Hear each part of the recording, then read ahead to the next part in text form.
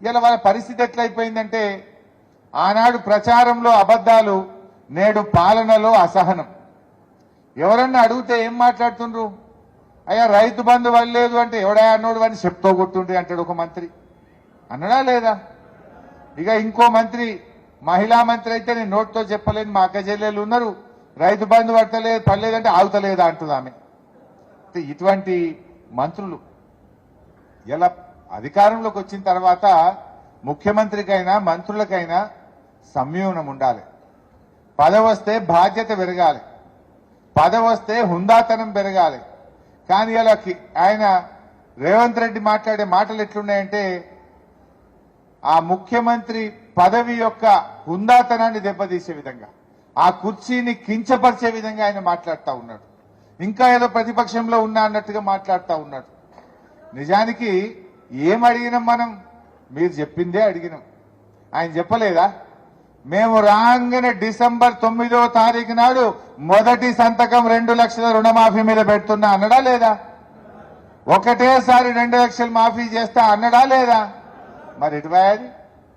2 లక్షల రుణమాఫీ చేయకుండా ఇప్పుడు పార్లమెంట్ ఎన్నికల్లో కాంగ్రెస్ వాళ్ళు వస్తే జనం ఓట్లేస్తారే?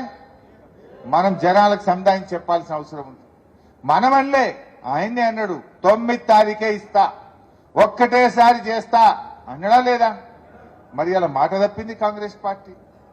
ఆనాడు రైతు బంధు వేస్తున్నామో అని నేను మాట్లాడితే ఎలక్షన్ కమిషన్ కంప్లైంట్ చేసి రైతు బంధు పైసలు పడకుండా ఆపింది. అప్పుడే కాదు మాట అన్నారు, ఇప్పుడైతే 10,000, రేపు మేము వస్తే 15,000 అన్నారు. వచ్చినాయే 15,000? 15 లేవు, 10 కూడా చక్కగా పట్టలేవు. ఇవాళ ఏం జరుగుతుందో మనం చూస్తున్నాం. అదేవిధంగా ఆ రోజు ఏమన్నారు?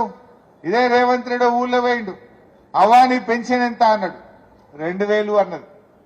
అనగా నేను అన్నాడు మళ్ళా నెల ఇక 4,000 ఇస్తున్నా అవ్వా నీకు మా కాంగ్రెస్ పార్టీ రాగానే అన్నాడు. మరి మళ్ళా నెల రాలేదా? మళ్ళా నెల పోయి ఇంకో నెల వచ్చాయి. 4,000. దానికి దరఖాస్తు కావాలనా? దానికి ఎంక్వైరీ కావాలనా?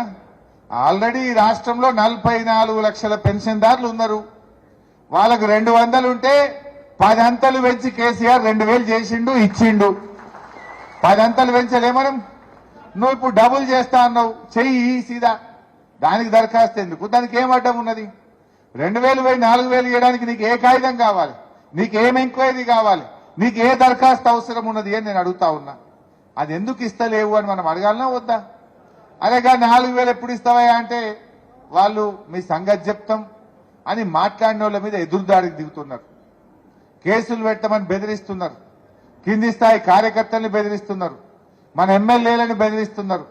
ఇలా మన పల్లా రాజేశ్వర రెడ్డి ఎమ్మెల్యే గారి మీద అక్రమ కేసులు పెట్టి ఆయనను ఇబ్బంది పెట్టే ప్రయత్నం చేస్తున్నారు. అంటే వాళ్ళకి ఏమైపోయిందంటే పాలన చేతగాక ప్రతిపక్షాలను ఇవాళ ఇబ్బందులకు గురి చేయడం, ప్రతిపక్షాల మీద కేసులు పెట్టే ప్రయత్నం చేస్తున్నారు.